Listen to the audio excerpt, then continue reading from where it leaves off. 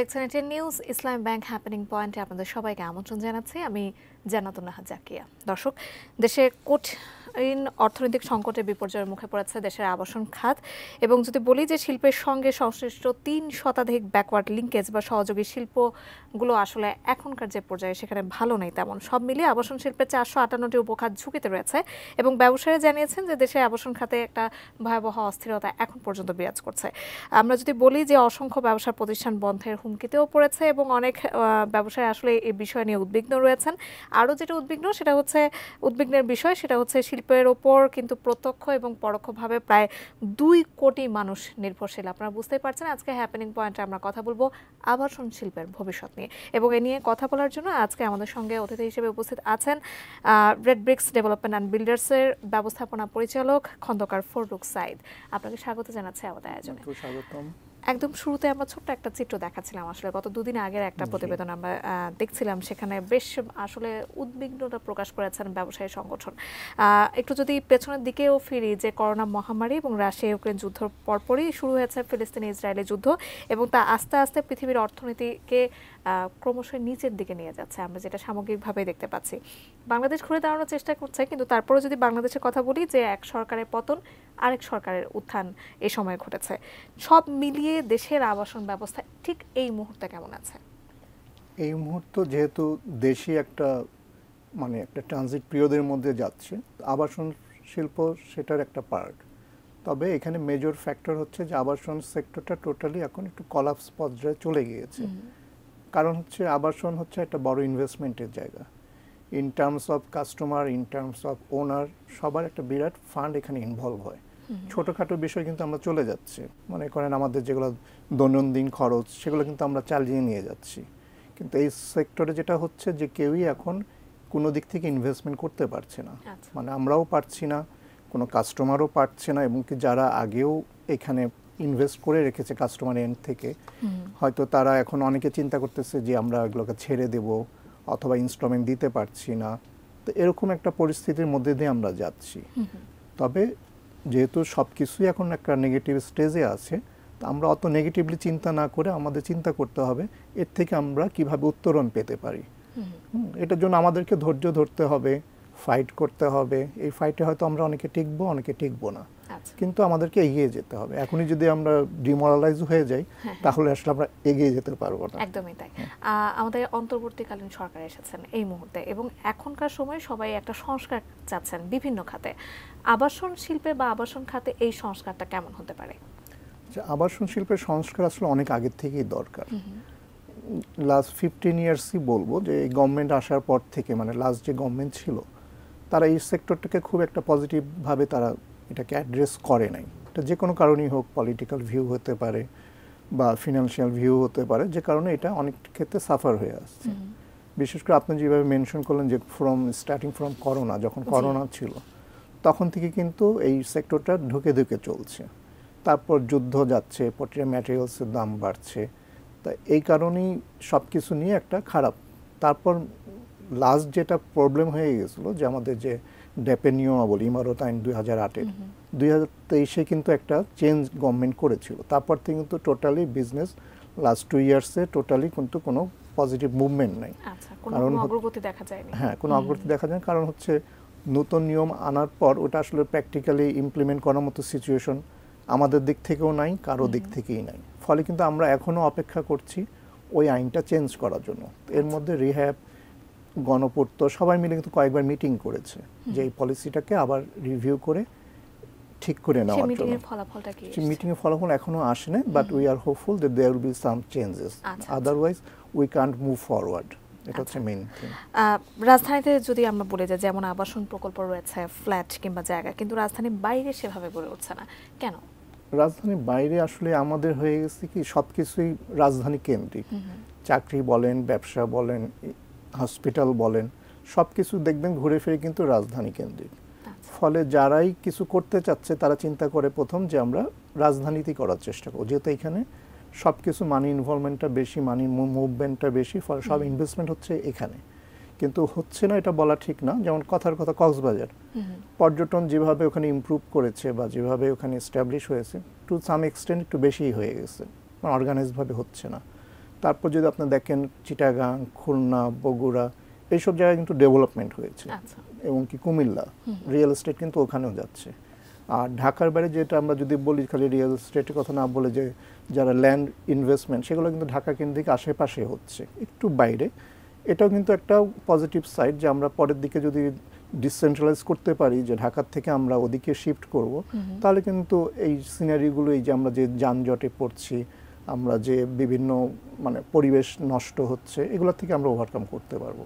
আচ্ছা, এই খাতে বিনিয়োগের চিত্রটা একটু জানতে চাই আপনার কাছ থেকে। এক্ষেত্রে বিনিয়োগের চিত্র হচ্ছে ওই যে বললাম, যে বিনিয়োগ করবে তাকে রিটার্নের জন্যই তো করতে হবে। আমি জাস্ট বিনিয়োগ করলাম, রিটার্ন আসলো না, তা তো হবে না। কারণ ওই যে বললাম, এই সেক্টরটা যেহেতু লাস্ট 15 ইয়ার্সের জন্য আমরা মানে স্ট্রাগল করছি, সেই কারণে বিনিয়োগটা কমে গেছে। কিন্তু তার আগে দেখবেন খেয়াল করে যে আমি যদি 10 ইয়ার্স ব্যাকে যাই, দেখবেন এইসব জায়গায় কিন্তু ইমপ্রুভমেন্ট হয়েছে ঢাকার বাইরে। আপনি কুমিল্লাতে যদি যান, চিটাগাংয়ে যান, যেটা বললাম, ওখানে দেখবেন প্রচুর অ্যাপার্টমেন্ট হচ্ছে, প্রচুর মানে ল্যান্ড বিজনেস হচ্ছে, এগুলো কিন্তু হচ্ছে।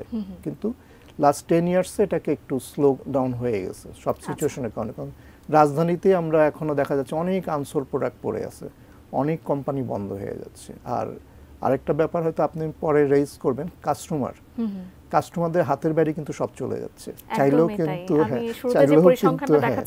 সেখানে বলা হয়েছিল যে মধ্যবিত্তের হাতের নাগালের বাইরে চলে যাচ্ছে। আমরা বিনিয়োগের কথা বলছিলাম, আসলে কি ধরনের পদক্ষেপ নিলে বাংলাদেশের রেমিটেন্স যোদ্ধা যারা আছেন তারা এই আবাসন প্রকল্পে বা আবাসন খাতে তারা বিনিয়োগ করবেন? মানে যারা যদি রেমিটেন্স যোদ্ধা, তারা মেইনলি আসলে ইন্টারেস্টেড হয় ইন ল্যান্ড, আর তাদের পরিবারের জন্য তারা অ্যাপার্টমেন্টে চায়। এখন যেটা হচ্ছে, যেটা বললেন যে আমাদের রেমিটেন্স যোদ্ধারা কিন্তু একটু মধ্যম শ্রেণীর, আর যারা আপার গ্রেডের তারা কিন্তু আমাদের দেশে ইনভেস্টমেন্ট করতে চায় না, তারা ওখানেই বাড়ি কিনতেছে, ওখানেই সব কিছু করছে। তা ওনাদের কিন্তু একটা বাজেট থাকে, যে বাজেটে আমরা তাদেরকে এখন জমি বলেন, অ্যাপার্টমেন্ট বলেন, কিছুই দিতে পারছি না। কারণ এখন যেটা হচ্ছে যে লাস্ট 5 ইয়ার্সে স্ট্রেট ডাবল হয়ে গেছে, যে ফ্ল্যাটটা আমরা 50 লাখ টাকা বিক্রি করতাম, সেটা এখন 1 কোটিতে বিক্রি করতে হচ্ছে। কারণ হচ্ছে ম্যাটেরিয়াল কস্ট যে হারে বেড়েছে, তাতে এটা ছাড়া কোনো উপায় নেই আর কি। মানে আমাদেরও সাস্টেইন করতে গেলে, ব্রেক ইভেনে যেতে গেলে প্রাইস আমাদেরকে ইভ্যালুয়েট করতে হচ্ছে। আচ্ছা, প্রস্তাবিত ড্যাপের ত্রুটির কথা কিন্তু আমরা অনেক আগে থেকেই শুনে আসছি, অনেকভাবেই বলা হয়েছে আসলে ড্যাপের ত্রুটি বিদ্যমান রয়েছে। নির্মাণ সামগ্রীর দাম আসলে যেভাবে বাড়ছে, আপনি কিছুক্ষণ আগে যেটা বলছিলেন, আসলে সেক্ষেত্রে তো ফ্ল্যাটের দাম আরো বাড়তে পারে। কেমন অবস্থা হবে আসলে? কন্টিনিউয়াস প্রসেস, মানে এটা কন্টিনিউ হয়ে যাচ্ছে। জিনিসটা হচ্ছে ফ্ল্যাটের এখন হয়তো আমরা লাস্ট 6 মান্থে একটু স্টেবল পজিশনে ছিল, কিন্তু এখন যে সিচুয়েশন আবার তৈরি হচ্ছে, যেন ইম্পোর্ট টোটালি বন্ধ হয়ে যাচ্ছে।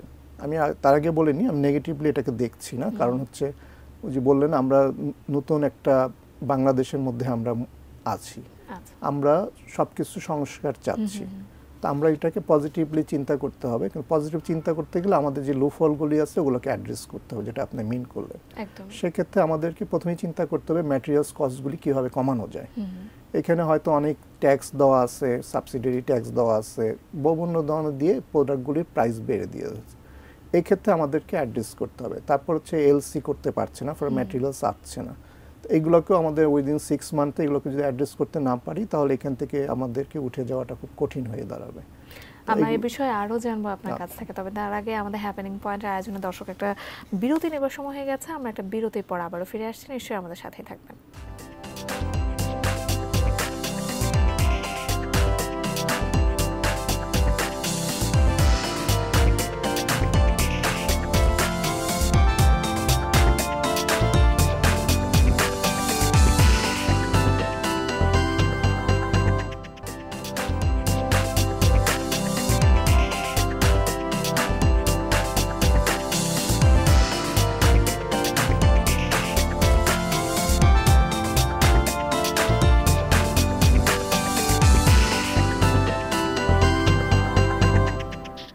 বিরতির পর আরও একবার আমন্ত্রণ জানাচ্ছি আমাদের আজকে হ্যাপেনিং পয়েন্টের আয়োজনে, এবং আজকে আমরা আবাসন খাতের ভবিষ্যৎ নিয়ে কথা বলছিলাম আমাদের আজকের অতিথি রেড ব্রিক্স ডেভেলপমেন্ট অ্যান্ড বিল্ডার্সের ব্যবস্থাপনা পরিচালক খন্দকার ফারুক সাঈদের সাথে। আমরা বিরতিতে যাবার আগ মুহূর্তে আসলে আবাসন খাতের নানা সমস্যা নিয়ে কথা বলছিলাম। আবাসন খাতে আসলে ঋণ বৃদ্ধি বা ব্যাংক লোন কতটা জরুরি?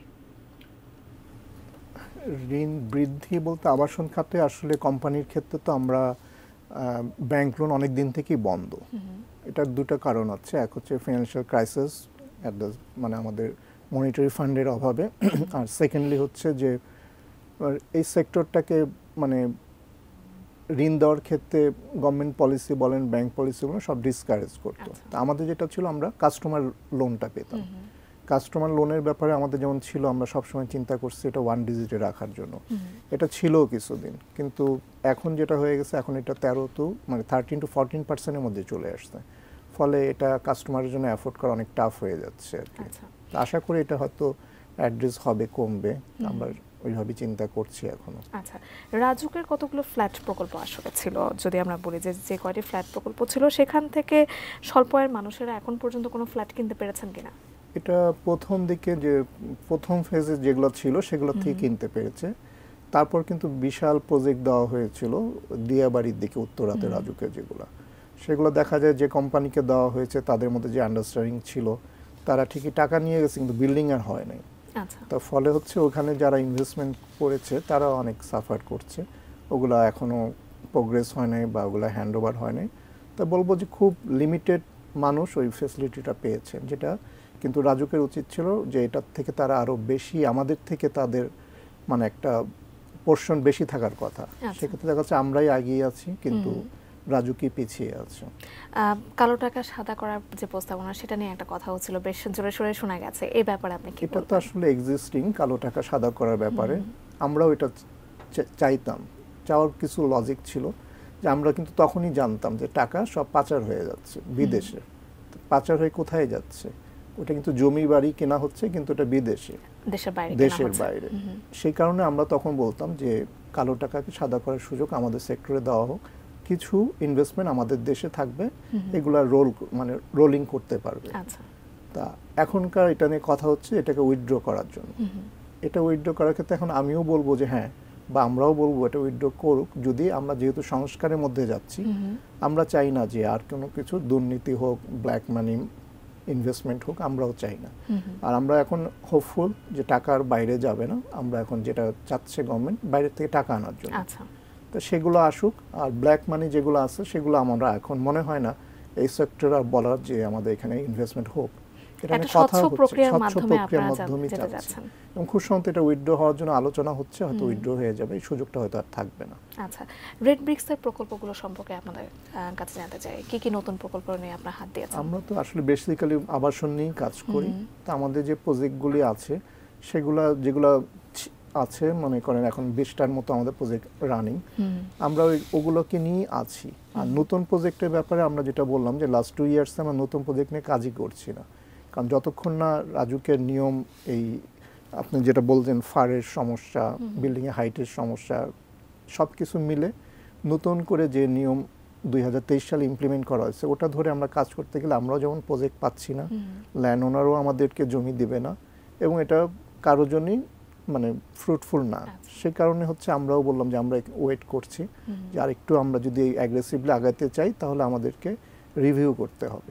রিভিউ করে নতুন করে আমরা আবার আশা করছি যে আমরা আবার কাজ শুরু করতে পারবো। আবাসন ব্যবসা আসলে যারা করবে তারা কোনো রকম নীতিমালার প্রয়োজন আছে কিনা তাদের জন্য? কি মনে হয়? আসলে নীতিমালার সবকিছুই আছে, রাজুক বলেন, এনবিআর বলেন, সব অথরিটি থেকে কিন্তু একটা নীতিমালা দেওয়া আছে যে কিভাবে কি হবে। তা আমরা হচ্ছে প্রপারলি ফলো করি না, এটাই হচ্ছে সমস্যা। সুষ্ঠু প্রয়োগটা হচ্ছে না, মনিটরিং হচ্ছে না। আপনি প্রয়োগ করতে চাইলে এগুলো আপনি উল্টা আরো ঝামেলায় পড়বেন, সেই কারণে অনেকে চাইলেও কিন্তু পারছে না। আমরা এই সময়টা আসলে সংস্কারের পক্ষে সবচেয়ে বেশি কথা বলছে এবং বিভিন্ন খাতে আসলে বলছে। বেশি সংখ্যক মানুষকে আবাসিক সুবিধা দেওয়ার জন্য কি কি উদ্যোগ আসলে নেওয়া যেতে পারে বলে আপনার মনে হয়? প্রথম হচ্ছে এটাকে একটু সহজলভ্য করতে হবে, যাতে কাস্টমার সবাই এটাকে অ্যাফোর্ড করতে পারে। কারণ হচ্ছে আবাসন কিন্তু একটা বেসিক নিড, এটা নট এ লাক্সারিয়াস আইটেম। তো সেক্ষেত্রে আর কি মানুষের যদি ক্রয় ক্ষমতা না থাকে তাহলে তো পারবে না। তো সেই জন্য আমাদেরকে প্রথমে অ্যাড্রেস করতে হবে যে আমরা যে ম্যাটেরিয়ালসগুলি ইউজ করি সেগুলোকে আমরা কিভাবে কমিয়ে আনতে পারি। তারপর হচ্ছে রেজিস্ট্রেশন কস্টটা যে রেঞ্জে বেড়ে গেছে, তো অনেক ক্ষেত্রে দেখবেন যে কাস্টমার ফ্ল্যাট কিনলেও রেজিস্ট্রেশন নেওয়ার ক্ষেত্রে অনেক সময় কালক্ষেপণ করছে, কারণ হচ্ছে ওই টাকাটা হয়তো তাদের অ্যারেঞ্জ করা প্রবলেম হচ্ছে। এবং এখনকার সিনিয়রও দেখবেন এটা লাস্ট 6 মান্থ ধরে রেজিস্ট্রেশন অফিসে গেলে দেখবেন রেজিস্ট্রেশন নাই। আচ্ছা তো গভর্নমেন্ট কিন্তু অনেক রেভিনিউ লুজ করছে।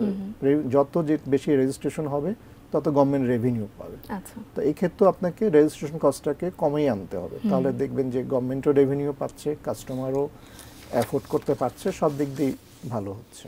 আচ্ছা প্লট বা ফ্ল্যাট কিনে মানুষের অভিযোগের কিন্তু শেষ নেই, অনেক সময় তারা সময় মতো তারা বুঝে পান না, এই নিয়ে তারা অভিযোগ করে থাকেন।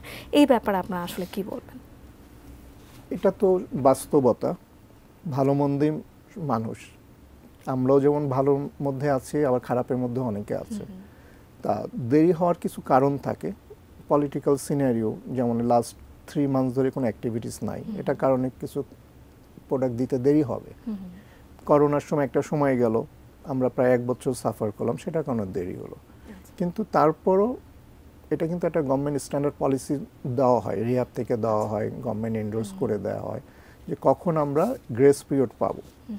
গ্রেস পিরিয়ড না পেলে কিন্তু we are bound to pay the customers monthly rent, এটা কিন্তু ডিডে ক্যাপচার করা থাকে। তো সেক্ষেত্রে কিন্তু দে আর এন্টাইটেল টু হ্যাভ দ্যাট। তো ওটা যারা সুষ্ঠুভাবে বিজনেস করতে চায় তারা কিন্তু দেয়। কিন্তু এটাও আমার মনে রাখতে হবে যে গ্রেস পিরিয়ড একটা ফ্যাক্টর।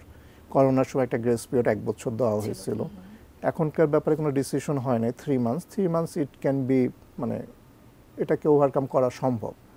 তো লং টাইম হলে সেটাকেও কাস্টমারকেও মাথায় রাখতে হবে যে আমার দেরি হবে।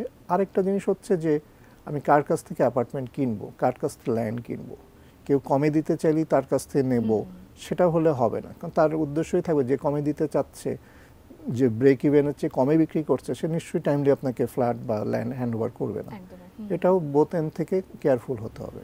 আমরা আমাদের আয়োজন একেবারে শেষ পর্যায়ে চলে এসেছি। আসলে অনেকেই অনেক রকম দাবি দেওয়া সরকারের কাছে পেশ করছেন। আপনারা আবাসন খাত থেকে আসলে কিরকম সহযোগিতা এখন পর্যন্ত আশা করছেন সরকারের কাছ থেকে? এখন সবচেয়ে বড় যে জিনিসটা দরকার হচ্ছে আইন শৃঙ্খলা পরিস্থিতি উন্নতি হওয়া। আইন শৃঙ্খলা পরিস্থিতি যতক্ষণ না উন্নতি হবে ততক্ষণ সবাই যেমন সাফার করছে, এই সেক্টরটা আরও বেশি সাফার করছে। এখন হচ্ছে দখল বাণিজ্য। দখল বাণিজ্য বলতে দেখবেন যে এর প্লট ও দখল করে নিচ্ছে, ওর ফ্ল্যাট ও দখল করে নিচ্ছে, কাজ করার ক্ষেত্রে বাধা আসতেছে। তো এটা সবচেয়ে প্রায়োরিটি। তারপর হচ্ছে যেগুলো হচ্ছে পলিসি মেকিং, যে ডিসঅ্যাডভান্টেজগুলি আছে এই সেক্টরে ইমপ্রুভমেন্টের ক্ষেত্রে, সেগুলোকে অ্যাড্রেস করা, যেগুলো নিয়ে অলরেডি কথা হচ্ছে। তো আমরা হোপফুল, আমরা এখনও আশাবাদী, যেহেতু সংস্কার হচ্ছে উইদিন 6 মান্থস, মানে এইসব বিষয়গুলো আমরাও রেইজ করব, বিভিন্ন অর্গানাইজেশন রেইজ করবে, এগুলো ওভারকাম করা সম্ভব হবে। আচ্ছা, একটা নির্দিষ্ট সময় পর্যন্ত আমাদেরকে নিশ্চয়ই অপেক্ষা করতে হবে। সেই পর্যন্ত আপনাকে অসংখ্য ধন্যবাদ আমাদের আজকে আয়োজনে যুক্ত হওয়ার জন্য। আপনাকেও ধন্যবাদ, এটিএন নিউজকেও ধন্যবাদ। নতুন করে এটিএন নিউজও তার যাত্রা শুরু করেছে, আমরা নতুন করে যাত্রা শুরু করতে চাই। একসাথে আবার দেখা হবে ইনশাআল্লাহ। অসংখ্য ধন্যবাদ। দর্শক, আজকে আমরা আবাসন খাতের ভবিষ্যৎ নিয়ে কথা বলছিলাম এবং আবাসন খাত সহ আসলে যে সব খাতগুলো এখন যে অনিশ্চয়তার মধ্য দিয়ে যাচ্ছে, আমরা চেষ্টা করব বা আশা করব সেই অনিশ্চয়তাগুলো কেটে অচিরেই আবার ঘুরে দাঁড়াবে, সেই আশা রেখে আজকে এই হ্যাপেনিং পয়েন্টের আয়োজন শেষ করছি। দর্শক, আপনারা নিশ্চয়ই আবার পরবর্তী আয়োজনে আপনাদের সামনে চলে আসবো অন্য কোনো বিষয় নিয়ে। ততক্ষণ পর্যন্ত এটিএন নিউজের সঙ্গে থাকবেন।